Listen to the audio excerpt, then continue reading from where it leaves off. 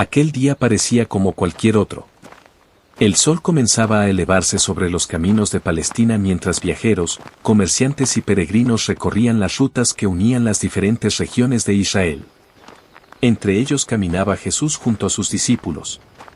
Habían dejado Judea y se dirigían hacia Galilea, un trayecto que muchos habían recorrido incontables veces. Sin embargo, esta vez sería diferente. La inmensa mayoría de los judíos evitaba atravesar una región situada justo en medio del camino. Preferían caminar durante horas, e incluso días adicionales, antes que poner un pie en aquel territorio. Pero Jesús no cambió de rumbo. Caminó directamente hacia Samaria. Nadie imaginaba que, junto a un antiguo pozo, estaba a punto de producirse una de las conversaciones más extraordinarias de toda la Biblia. Bienvenidos a El Legado de Jesús, el canal donde recorremos paso a paso la vida de nuestro Señor, descubriendo el contexto histórico, las profecías y las enseñanzas que revelan la profundidad de cada acontecimiento registrado en las Escrituras. Si este contenido fortalece tu fe y te ayuda a comprender mejor la palabra de Dios, te invito a suscribirte y activar la campanita para acompañarnos en cada episodio de este recorrido por la vida de Jesús. Después de los acontecimientos ocurridos en Judea y de las conversaciones que había sostenido con muchos de los líderes religiosos, Jesús emprendió el regreso hacia Galilea. Para cualquier viajero existían dos opciones.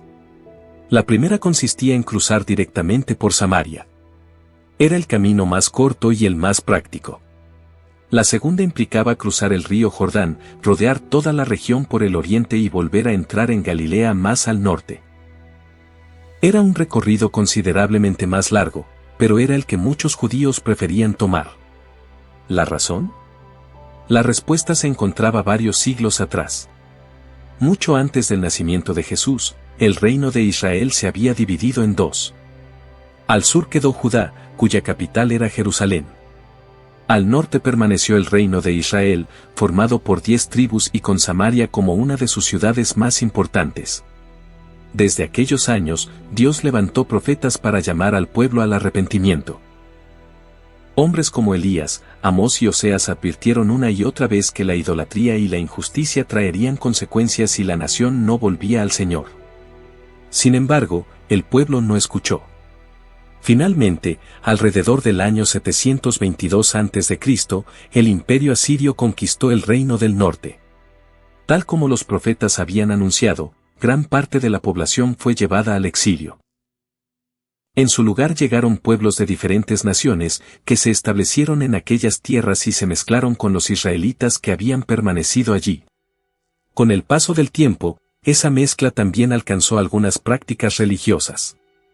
Los samaritanos seguían creyendo en el Dios de Israel y aceptaban los 5 libros de Moisés, pero rechazaban gran parte de las demás escrituras y afirmaban que el lugar elegido por Dios para adorarlo era el monte Gerizim, no Jerusalén. Aquellas diferencias terminaron convirtiéndose en siglos de desconfianza y rechazo mutuo. Por eso, para muchos judíos, atravesar Samaria era impensable. Pero Jesús nunca permitió que los prejuicios marcaran el rumbo de su misión. Sin detener su camino, Jesús y sus discípulos continuaron avanzando hasta llegar a las cercanías de una pequeña ciudad llamada Sicar. Muy cerca de allí se encontraba un lugar conocido por todos los habitantes de la región, el Pozo de Jacob. No era simplemente una fuente de agua, era un lugar cargado de historia. Siglos atrás, Jacob, el nieto de Abraham y padre de las 12 tribus de Israel, había comprado aquellas tierras cuando regresó a Canaán. Más adelante, ese mismo terreno sería entregado a su hijo José, cuyas historias de fidelidad y sufrimiento marcaron profundamente al pueblo de Israel. Incluso después de la muerte de José en Egipto, sus descendientes conservaron el recuerdo de aquella heredad. Cuando Israel salió de la esclavitud bajo el liderazgo de Moisés y, años más tarde, entró nuevamente en la tierra prometida con Josué, los restos de José fueron sepultados precisamente en esa región, cumpliéndose el deseo que él había expresado antes de morir. Durante generaciones, aquel pozo había sido testigo del paso de pastores, viajeros, familias enteras y pueblos que encontraban allí el agua necesaria para continuar su camino. Ahora, junto a ese mismo pozo, estaba sentado aquel que ofrecería un agua completamente diferente. El silencio envolvía aquel lugar. El sol estaba en lo más alto del cielo. No era la hora en la que normalmente las personas acudían a sacar agua. En aquellas tierras, la mayoría de las mujeres aprovechaba las primeras horas de la mañana o el atardecer, cuando el calor era mucho más soportable. Además de recoger agua, era un momento para conversar, compartir noticias y convivir con las demás. Sin embargo, aquel día una mujer caminaba sola hacia el pozo. No iba acompañada. No esperaba encontrarse con nadie. Todo parece indicar que prefería evitar las miradas y los comentarios de los demás. Pero había alguien que ya la estaba esperando. Lo que estaba a punto de suceder rompía prácticamente todas las normas sociales de aquella época. Un maestro judío. Una mujer samaritana. Solos. Junto a un pozo. Nadie habría imaginado aquella escena. Cuando la mujer llegó al pozo para sacar agua, Jesús rompió el silencio con una petición tan sencilla como inesperada. «Dame de beber». La mujer levantó la mirada con sorpresa. No esperaba escuchar aquellas palabras. Frente a ella había un hombre judío. Su forma de vestir, su acento y su aspecto lo dejaban claro.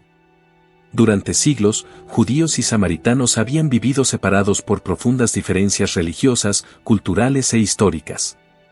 Lo normal era que se ignoraran. En muchos casos, ni siquiera compartían los mismos utensilios por temor a quedar ritualmente impuros según sus propias tradiciones. Pero Jesús no veía a las personas a través del prejuicio. Veía corazones.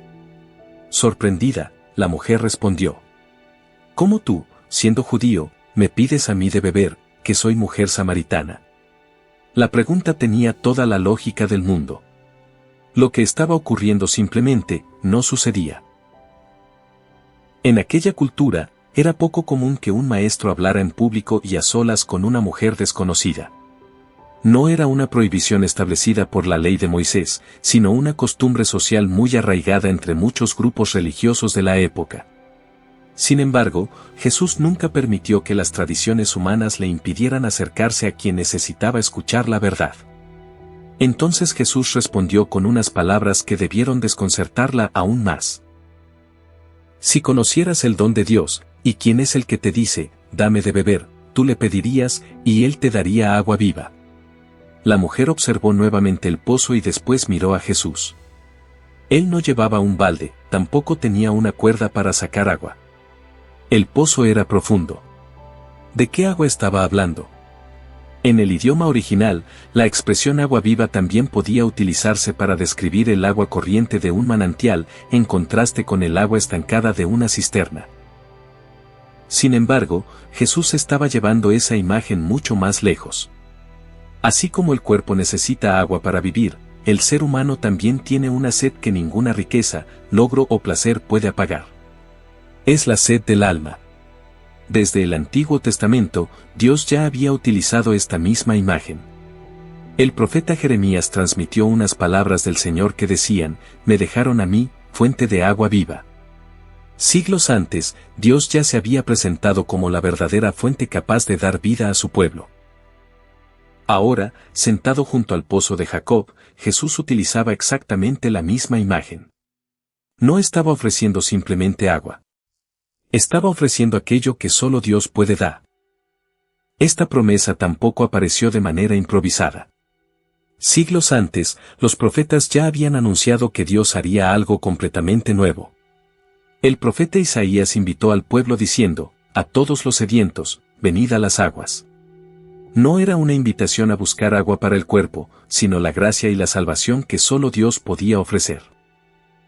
Más adelante, el profeta Ezequiel anunció que Dios limpiaría a su pueblo, pondría un espíritu nuevo dentro de ellos y transformaría su corazón de piedra en un corazón sensible a su voluntad.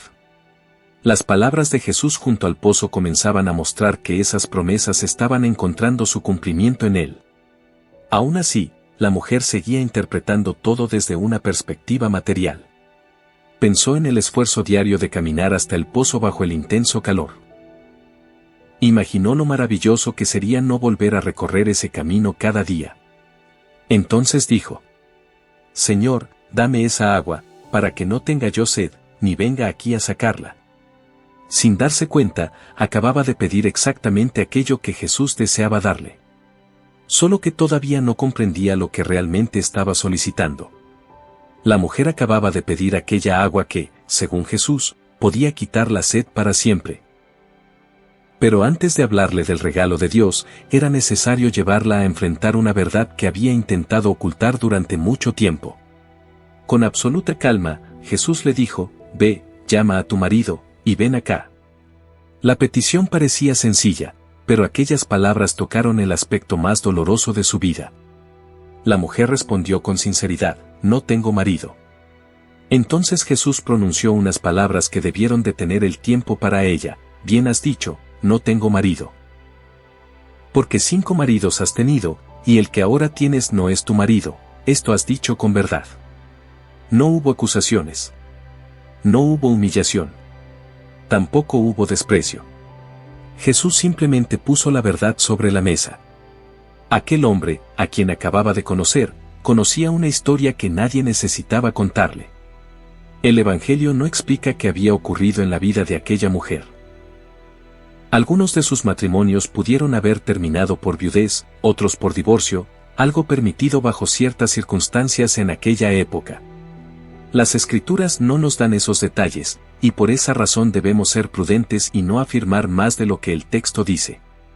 Lo que sí deja claro el relato es que su situación era conocida por la comunidad y que, probablemente, había cargado durante años con el peso del rechazo y la vergüenza. Quizá por eso iba al pozo cuando nadie más acostumbraba a hacerlo.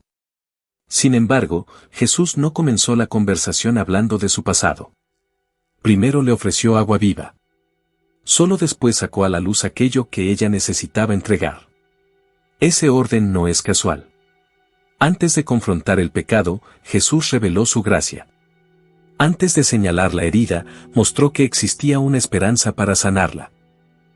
Hay un detalle que muchas personas pasan por alto. Jesús nunca expuso la vida de alguien para avergonzarlo delante de los demás. En este momento ni siquiera estaban los discípulos, habían ido a comprar alimentos a la ciudad. La conversación ocurría prácticamente a solas.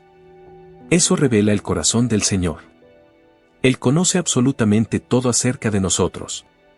Conoce nuestras decisiones, nuestras caídas, nuestras heridas y aquello que nadie más sabe. Sin embargo, no se acerca para destruirnos, sino para rescatarnos. A lo largo de las Escrituras encontramos el mismo principio. Cuando Adán y Eva pecaron en el huerto, Dios salió a buscarlos. Cuando David cayó en su pecado, Dios envió al profeta Natán para llevarlo al arrepentimiento. Y siglos después, Jesús hizo exactamente lo mismo con aquella mujer junto al pozo, no ignoró la verdad, pero tampoco la dejó sin esperanza. La gracia de Dios nunca consiste en fingir que el pecado no existe.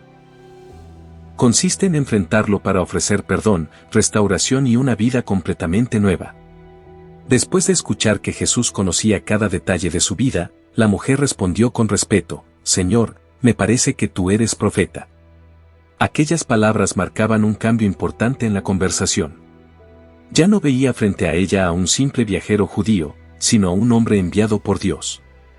Entonces hizo una pregunta que había dividido a 2 pueblos durante siglos. Nuestros padres adoraron en este monte, y vosotros decís que en Jerusalén es el lugar donde se debe adorar.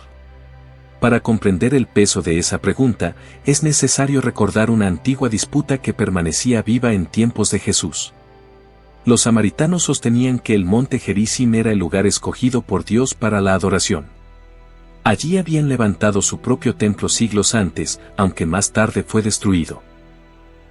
Los judíos, en cambio, reconocían únicamente el templo de Jerusalén, construido sobre el monte Moriah, el mismo lugar donde, según las Escrituras, Abraham estuvo dispuesto a ofrecer a Isaac y donde Salomón edificó el primer templo.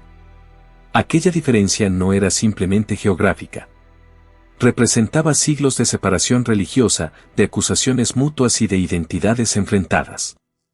La mujer quería saber quién tenía razón. Si Jesús era realmente un profeta, su respuesta podía poner fin a una discusión que había pasado de generación en generación. Jesús respondió con una autoridad que iba mucho más allá del debate entre samaritanos y judíos: mujer, créeme, que la hora viene cuando ni en este monte ni en Jerusalén adoraréis al Padre. Aquellas palabras debieron sorprender profundamente a la mujer. Durante siglos la discusión había girado alrededor de un lugar. Jesús, sin embargo, estaba anunciando que se acercaba el momento en que el centro de la adoración ya no sería una montaña ni un edificio. Lo que Jesús estaba revelando era una de las transformaciones más grandes anunciadas en toda la historia de la redención. Desde los días de Moisés, el pueblo de Israel había adorado a Dios primero en el tabernáculo y, siglos después, en el templo de Jerusalén. Aquel lugar representaba la presencia de Dios en medio de su pueblo. Allí se ofrecían los sacrificios, ministraban los sacerdotes y el sumo sacerdote entraba una vez al año al lugar santísimo para presentar la sangre de la expiación. Pero todo aquello apuntaba hacia algo mayor. Los profetas habían anunciado que Dios establecería un nuevo pacto. Jeremías habló de una alianza escrita en el corazón y no solamente en tablas de piedra. Ezequiel anunció que Dios pondría un espíritu nuevo dentro de su pueblo. Poco a poco, las promesas del Antiguo Testamento señalaban un tiempo en el que la relación con Dios dejaría de depender de un sistema ceremonial para descansar en la obra del Mesías. Jesús estaba declarando que ese tiempo había comenzado. La mujer había preguntado cuál era el lugar correcto para adorar a Dios. Durante generaciones, judíos y samaritanos habían defendido sus propios santuarios, convencidos de que allí se encontraba el verdadero acceso al Señor. Sin embargo, Jesús elevó la conversación a un nivel que ella jamás habría imaginado. Mas la hora viene, y ahora es, cuando los verdaderos adoradores adorarán al Padre en espíritu y en verdad, porque también el Padre tales adoradores busca que le adoren. Aquellas palabras anunciaban que una nueva etapa en la historia de la salvación estaba comenzando. Durante siglos, el pueblo de Israel había llevado sus sacrificios al tabernáculo y, más tarde, al templo de Jerusalén. Allí los sacerdotes ministraban diariamente y ofrecían sacrificios por los pecados del pueblo. Todo ese sistema había sido establecido por Dios, pero nunca fue el destino final. Desde el principio señalaba hacia algo mayor. La llegada del Mesías marcaría el cumplimiento de todo aquello que los sacrificios simbolizaban. Ya no sería un edificio el que acercaría al ser humano a Dios, sino la obra redentora de Cristo. Por eso Jesús no estaba despreciando el templo, estaba anunciando que el propósito para el cual había sido levantado estaba llegando a su plenitud. Entonces añadió una declaración que resume quién es Dios y cómo desea ser conocido. Dios es espíritu. Y los que le adoran, en espíritu y en verdad es necesario que adoren. A lo largo de los años, estas palabras han sido interpretadas de muchas maneras. Algunos han pensado que adorar en espíritu se refiere únicamente a una experiencia emocional, mientras que otros lo relacionan exclusivamente con determinadas expresiones de culto. Sin embargo, el contexto de esta conversación apunta hacia algo mucho más profundo. Jesús está respondiendo a una pregunta sobre el acceso a Dios. La discusión no era si debían cantar de cierta manera o levantar las manos durante la oración. La pregunta era, ¿dónde puede encontrarse verdaderamente a Dios? La respuesta de Jesús es extraordinaria. Dios no está limitado a un monte, a un templo o a una nación. Él busca personas cuyo corazón haya sido transformado y que se acerquen a Él conforme a la verdad que Él mismo ha revelado. Adorar en espíritu significa acercarse a Dios desde lo más profundo del ser, con una relación viva y sincera, no limitada a ceremonias externas. Adorar en verdad significa hacerlo conforme a la revelación de Dios, reconociendo quién es Él y aceptando al Mesías que ha enviado. No se trata de escoger entre el corazón y la verdad. Jesús une ambas cosas. Una adoración sincera sin la verdad puede extraviarse, y un conocimiento correcto sin un corazón rendido puede convertirse en una simple religión. El Padre busca adoradores que vivan ambas realidades. Después de escuchar aquellas enseñanzas, la mujer respondió con la esperanza que durante generaciones había permanecido viva entre su pueblo. Sé que ha de venir el Mesías, llamado el Cristo, cuando Él venga nos declarará todas las cosas. A pesar de las diferencias entre judíos y samaritanos, ambos compartían una esperanza común: Dios enviaría al libertador prometido. Desde los días de Moisés, el pueblo esperaba al profeta del que habló Deuteronomio, aquel a quien todos deberían escuchar. Los profetas habían seguido alimentando esa esperanza siglo tras siglo, anunciando la llegada del ungido que restauraría a su pueblo y traería la salvación. Aquella mujer pensaba que ese día aún estaba lejos. No imaginaba que el cumplimiento de esa promesa estaba sentado frente a ella. Entonces Jesús respondió con una sencillez que contrasta con la grandeza de sus palabras. Yo soy el que habla contigo. No hubo discursos largos. No hubo señales milagrosas en ese instante. Solo una frase. Pero aquella frase cambió la historia de aquella mujer para siempre. En ese mismo momento regresaron los discípulos. Venían de la ciudad con los alimentos que habían comprado y encontraron a Jesús conversando con la mujer. El Evangelio nos dice que se sorprendieron de verlo hablando con ella. Sin embargo, ninguno se atrevió a preguntarle qué buscaba o por qué hablaba con aquella samaritana. Mientras ellos observaban la escena con asombro, la mujer tomó una decisión que revelaba cuánto había cambiado su corazón. Sin decir una palabra más, la mujer dejó su cántaro junto al pozo y salió apresuradamente hacia la ciudad. Juan no nos explica por qué lo dejó allí. Simplemente registra ese detalle. Lo cierto es que aquello que había motivado su viaje dejó de ser lo más importante. Había llegado buscando agua para el cuerpo y regresaba llevando una noticia capaz de transformar vidas. Al entrar en Sicar, comenzó a hablar con las personas que encontraba a su paso. Venid, ved a un hombre que me ha dicho todo cuanto he hecho. ¿No será este el Cristo? Es interesante notar que la mujer no obligó a nadie a creer. Tampoco afirmó algo que no pudiera demostrar. Hizo una invitación sencilla, pero poderosa: vengan y compruébenlo ustedes mismos. Quien unas horas antes evitaba encontrarse con los demás, ahora recorría la ciudad buscando a todos los que pudiera. El encuentro con Jesús había cambiado completamente su manera de vivir. Mientras la mujer se dirigía a la ciudad, los discípulos insistían en que Jesús comiera algo. Después de varias horas de camino, parecía lo más lógico. Pero Jesús respondió con unas palabras que ellos no lograban comprender. Yo tengo una comida que comer, que vosotros no sabéis. Los discípulos comenzaron a preguntarse entre ellos si alguien le habría llevado alimento. Entonces Jesús les explicó: mi comida es que haga la voluntad del que me envió, y que acabe su obra. Una vez más, Jesús utilizaba una necesidad física para enseñar una realidad espiritual. Así como el alimento sostiene la vida del cuerpo, cumplir la voluntad del Padre era aquello que llenaba completamente su vida y su misión.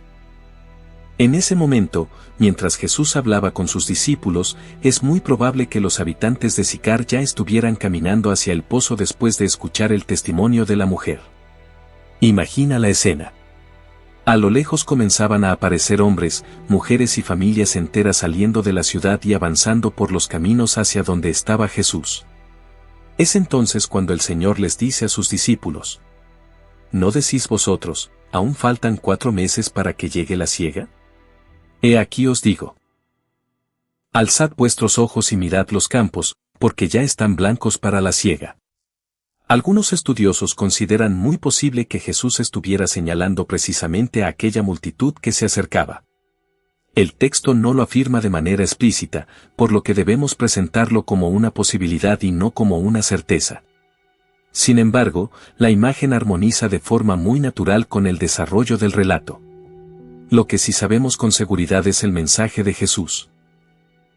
Había personas preparadas para recibir el Evangelio, y la cosecha espiritual ya había comenzado. Los habitantes de Sicar llegaron hasta donde estaba Jesús. Todo había comenzado con el testimonio de una sola mujer.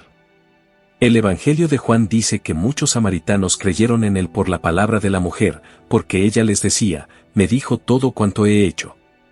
Pero la historia no terminó allí. Después de escuchar personalmente a Jesús, aquellos hombres y mujeres hicieron una declaración que resume todo el propósito del relato. Ya no creemos solamente por lo que tú has dicho, porque nosotros mismos hemos oído, y sabemos que verdaderamente este es el Salvador del mundo, el Cristo. Este encuentro nos recuerda que no existe una vida demasiado rota para la gracia de Dios, ni una persona tan lejos que Cristo no pueda alcanzarla. Jesús cruzó las barreras culturales, religiosas y sociales para buscar a alguien que muchos habrían ignorado. Él sigue haciendo lo mismo hoy. Quizá, como aquella mujer, todos hemos intentado llenar la sed del corazón con cosas que nunca pueden satisfacer por completo. Pero Jesús continúa ofreciendo la misma invitación que hizo junto al pozo de Jacob, una vida nueva, un corazón transformado y una esperanza que no se agota. Porque el agua que Él da, sigue brotando para vida eterna. Gracias por acompañarnos en este nuevo episodio de El legado de Jesús. Si esta enseñanza fortaleció tu fe y te ayudó a comprender mejor la palabra de Dios, te invito a suscribirte al canal, activar la campanita y compartir este video con alguien que también necesite escuchar este mensaje. Y recuerda siempre que cada pasaje de las Escrituras nos acerca más al corazón de Cristo. Dios te bendiga, y nos vemos en el próximo episodio de El legado de Jesús.